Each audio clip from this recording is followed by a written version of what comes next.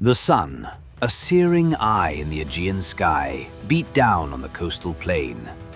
Dust, thick and suffocating, rose in plumes from 1,000,000 marching feet, coating everything in a fine, gritty film.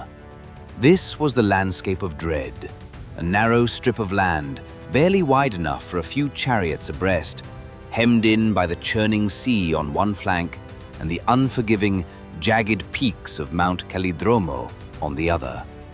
This was Thermopylae, the Hot Gates, a natural choke point, a bottleneck of rock and water where the very earth conspired to funnel an empire into a killing ground. Ahead, the Persian host stretched back as far as the eye could see, a shimmering, terrifying ocean of men, horses, and chariots. Their banners, vibrant and countless, fluttered like a storm of predatory wings. The air thrummed with a low, guttural roar, the collective sound of an unstoppable force, an empire on the march, intent on consuming the world. But here, at the mouth of the pass, the tide was met by a stone wall, a defiant line of flesh and bronze.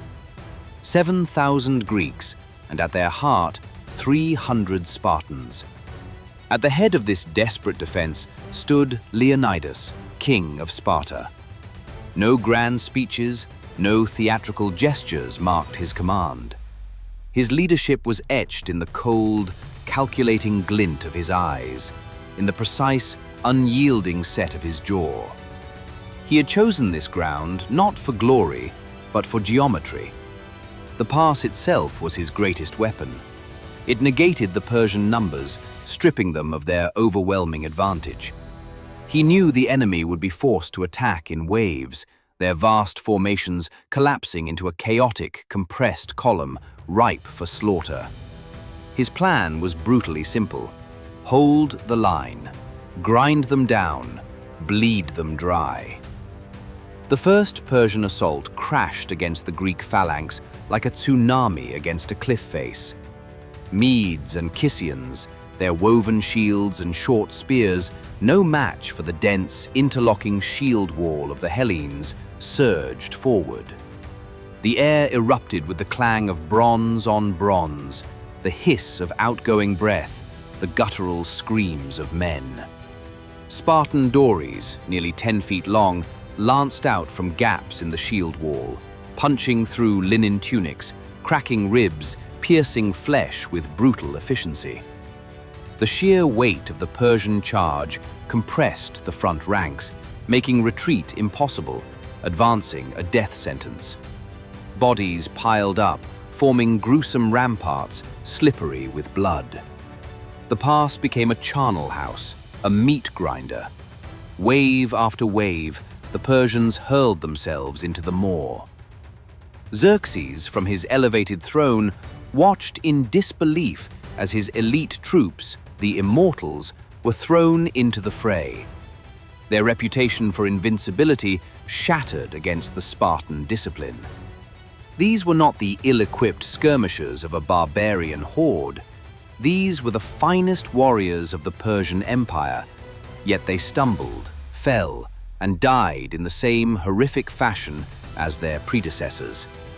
The Spartans, a living, breathing, battering ram, would feign retreat, drawing the Persians into a disorganized pursuit. Then, with a deafening roar, wheel about, their shield walls slamming back into the confused enemy ranks, spearing them, crushing them, decimating them. The Persian formations, designed for open plains, dissolved into a terrified mob within the constricted pass. Leonidas moved among his men, a silent, implacable presence. He did not fight for them. He fought with them. His very presence was the bedrock of their resolve. He orchestrated the rotation of forces, bringing fresh contingents to the front line, allowing the exhausted to rest, maintaining an unbroken, relentless defense. This was not a chaotic brawl. It was a meticulously executed, tactical slaughter. The Persians, unable to flank, unable to outmaneuver, were reduced to a relentless, suicidal frontal assault. Their generals, desperate and bewildered, threw more men into the abyss, watching their empire's might bleed out on the narrow pass. For 2 days, the hot gates held. 2 days of relentless, brutal combat. The pass was choked with the dead. The living fought on a carpet of mangled bodies. The stench of blood, sweat, and fear hung heavy in the air. The Greeks, though weary, remained unbroken. The Persian command was in disarray, their morale plummeting. Their numerical superiority, once their greatest asset, had become a liability.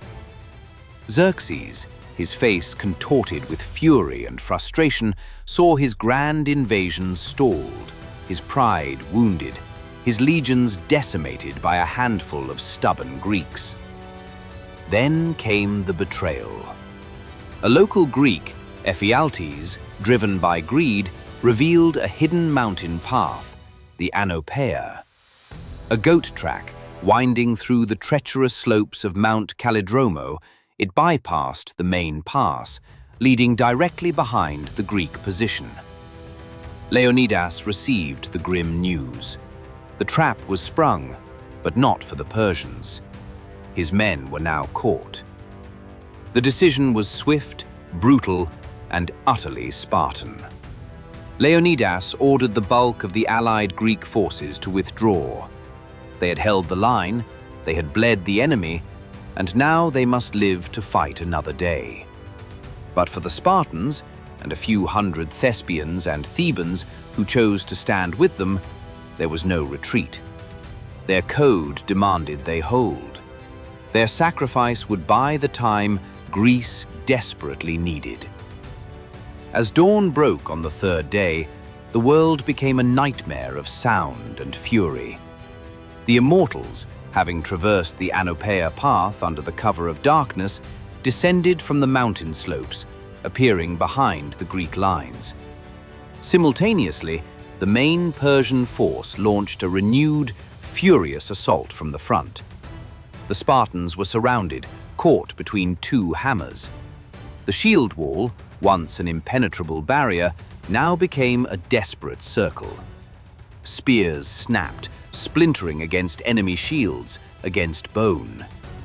The Spartans drew their short swords, the dreaded Xephos, instruments of close-quarters butchery. They fought with a ferocity born of absolute certainty. Certainty of death, certainty of purpose. They moved as one, a whirlwind of bronze and steel, cutting, slashing, stabbing. Every Persian who fell bought a fraction of a second, a breath of time. Leonidas, a king fighting as a common soldier, fell in the maelstrom, pierced by a volley of arrows. The fighting intensified around his body, a desperate struggle for possession. The Spartans fought like cornered lions, pushing the Persians back, recovering their king's corpse, dragging it to a small hillock within the pass. This was their final stand. The ground beneath them became a mound of bodies. The Spartans, exhausted, wounded, but still defiant, were slowly, relentlessly overwhelmed. Arrows rained down, a dark cloud blotting out the sun, until every man was pierced, every shield a pincushion. The last of them fell, fighting to the very end, their bodies forming a silent, defiant monument on the Hill of the Dead. Thermopylae was a tactical defeat. The pass was taken. The Spartans were annihilated. But the strategic impact reverberated across the known world, shaking the very foundations of the Persian Empire. For 3 days, a handful of Greeks had held the mightiest army on earth at bay. They had not just fought, they had inflicted a moral wound, a psychological blow that no victory could erase. The news of the stand at Thermopylae spread like wildfire. igniting a fierce, unified resistance across Greece. It shattered the myth of Persian invincibility. It bought precious time for the Greek fleet to regroup at Salamis, for their armies to muster at Plataea. The unstoppable tide had been checked, not by overwhelming force, but by an unbreakable will. The sacrifice of the 300 Spartans became a rallying cry, a testament to courage, a symbol of freedom against tyranny. It shifted the balance of power, not on the battlefield of Thermopylae, but in the hearts and minds of a people who now knew that even an empire could bleed, and even an empire could be defeated. The legacy of Thermopylae was not victory, but the indomitable spirit that paved the way for it.